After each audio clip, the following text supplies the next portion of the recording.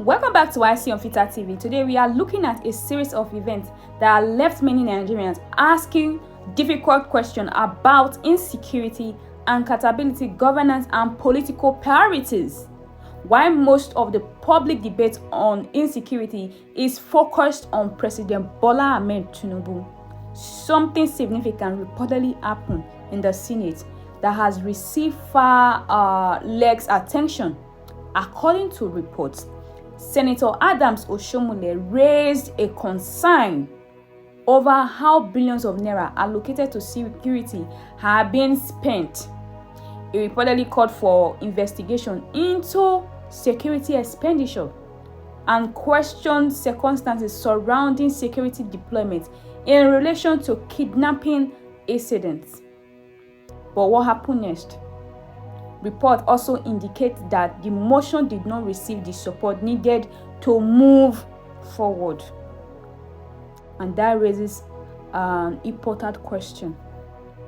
If security is one of the most Nigeria's biggest challenge today, why would there be resistance to deeper scrutiny of security spending? Why? Anyway, let's watch a video of Oshiomhole. This Senate, under your leadership, we passed a resolution that the military high command should disclose the name of that officer, the action that has been taken against him, to satisfy us that that action was not willful, or that people who are entrusted to protect us, that some of them have not become part of our problem. Mr. President, I have always tried to be present in every day that this Senate sits. As I speak, I am not aware that we have gotten a response to that simple inquiry. If the armed forces is not accountable, if we do not carry out due audit and oversight on resources that we have all been blackmailed to appropriate to protect Nigeria, and we come here lamenting that the things is now taking over the country, I think we need to do more than that. I join in, I associate myself with all the comments that have been made, and there can be no question that it is very troubling, whether for children, for adults, for men, for women, to wake up or even on their bed to be abducted and taken to all sorts of places. They go through dehumanization, they end up paying ransom, and even at that, some end up being wasted. I am not sure, having listened this morning, with profound respect to all my distinguished colleagues who have spoken, I didn't hear anything new. If past resolutions did not change anything, why should we believe that today's own will be different? And if today's own will not be different, why should we waste our precious time on it? Well, you've seen the video. Even as we are blaming the president whenever insecurity worsens, our attention also should be directed to some institutions of government. The Senate, they approve budget, right? The National Assembly, they exercise an oversight function. So attention should be directed to them as well. Even committees are established to monitor spendings. When billions are allocated to security every year, citizens have a right to know whether those funds are achieving their intended purposes. This is not about defending one politician or attacking another. This is about accountability. It's about accountability because every time a child is kidnapped, every time a community is attacked, every time family pay ransom, Nigerians deserve answers. And this brings us to another troubling development inside the same Nigeria. We saw a recent report concerning the kidnapping of school children and teachers that has generated widespread concern across the country. According to the statement that is attributed to a state official, State House of Assembly Speaker, Right Honorable Dibo, he said the kidnappers allegedly made several demands for the release of their captive. A lot of demand. You can pause to read that. Some of the reported demand include money, vehicle, and the release of prisoners, and inclusion of them in the Sharia law. That was what he said that they demanded for. Anyway, let's see the video so you can hear from the horse's mouth. To bring these children and teachers back. If it was up to you, would you negotiate with terrorists? If terrorists ask for weapons, they ask for money, they ask for concession on future laws of this land as part of their ransom, if you are the governor, would you accept those ransom? Would you accept for those people to be integrated into that community? We don't know the details. So please, let's be sensitive and calm. You do not know the details. The more you negotiate with these people, the more you are going to embolden them. Well, that's the video. Whether every details of this report is ultimately verified or not, one thing remains clear. The growing boldness of criminal group is becoming a major national concern. The fact that armed groups can adopt large numbers of people and then negotiate from positions of strength raises serious questions about the effectiveness of current security strategies. For years, Nigeria have heard argument that negotiation, amnesty programs, rehabilitation efforts, and dialogue will reduce violence, and I don't know where they got that from. Supporters say such approach can encourage fighters to abandon criminal activities. Critics argued that reportedly negotiating with violent groups may unintentionally encourage more kidnappings and attack. That's true. This debate has continued for years without clear national consensus. And many citizens are increasingly frustrated because insecurity continues despite huge budget allocation. Now let's talk politics. Another development that has sparked debate is the distribution of vehicles to political women leaders ahead of the electoral contest. Supporters describe such initiative as political empowerment and political mobilization.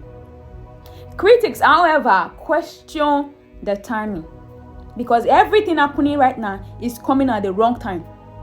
They ask, at a time when citizens are worried about kidnapping, inflation, unemployment, and insecurity, what message does such political spending send to ordinary Nigerians? This is where perception becomes important. In politics, perception can be just as powerful as reality. When citizens are struggling economically and simultaneously witnessing political celebration, appointment, gifts, and campaign, many begin to feel disconnected from those in power. Whether that perception is fair or unfair, it is a political reality that leaders must contend with. But perhaps the biggest issue is this: Nigeria's insecurity problem cannot be solved through blame games. We all know that. But not giving that amount of vehicles to women leaders.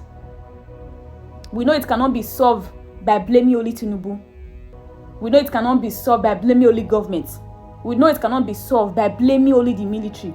We also know that it cannot be solved by blaming only the Senate. Every institution with constitutional responsibility must be held accountable. But why we are blaming people right now because they are not just doing anything. They are not doing anything to come out for us to come out from this. The presidency, the National Assembly, the security agencies, state governments, local governments, everybody is just focused on the 2027 election. They don't even care about this insecurity. We know that security is not merely a political issue. It's not a mere political issue. It is a national emergency. The average Nigerian does not care about political excuses. Me and you. Parents want their children safe. Farmers want their want to return to their farm. Students want to attend school without fear. Businesses want to operate without paying protection money. If the government are doing something, I don't think we will be having this conversation. Because every community wants peace. And taxpayers want to know how their money is being spent. You can't keep using our money to buy vehicles. The question Nigerians should continue asking are simple. Where is the security money going? What are you doing with it? Who are you empowering with it? What measurable results are being achieved? Who is being held accountable when security failure occurs? Why do kidnapping incidents continue despite increasing budgets? We hear soldiers, police say their weapon is not even close to that of those kidnappers, those bandits. Why will your weapon be close to? So what are they not doing with the budgets, the money? What are they not doing with it if your weapons are not even close to that of those bandits? And what concrete plans exist to reverse this trend? These are questions that transcend political parties. They are questions that affect every Nigerian regardless of ethnicity, religion, or political affiliation. As always, this channel supports accountability, transparency, and honest conversations. We know they do here say this one, say the other one say. So what do you think? Should security spending be subjected to more public scrutiny? Should the Senate investigate security expenditure more aggressively? And do you believe Nigerian political leaders are giving enough attention to insecurity crisis in this country? Do you think that? Drop your thoughts in the comment section. If you are new here, don't forget to like, subscribe, and turn on the notification button. This is Oshiomhole TV, and we will keep asking the questions others are afraid to ask. Anyways, before I leave, 95% of the people of my viewers are not subscribers, and I wonder why. Why are you not subscribing? What's wrong? Please tell me. And if you're not, if you have been watching and you are not a subscriber, please go and click on the subscribe button now. See you next time. I have news for the states where we don't have the presence of APC, but we have members of APC. So to all our women leaders, from the woman leader for Abia State, APC woman leader, APC woman leader for Anambra State, APC woman leader for Bauchi State, APC leader for Osun State, APC leader for Oyo State, your vehicles will be ready before the end of the week.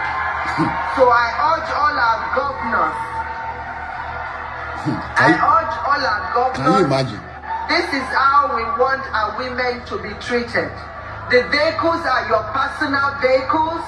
Can you imagine? You are not giving it to the party. Can you imagine? Can you hold on, please? You register the vehicles in your name. Can you imagine? See where all the loan is going to. All the loan, billion dollar of loan, these people are collecting. You can see where the loans are going to. Let me finish. You register all these vehicles.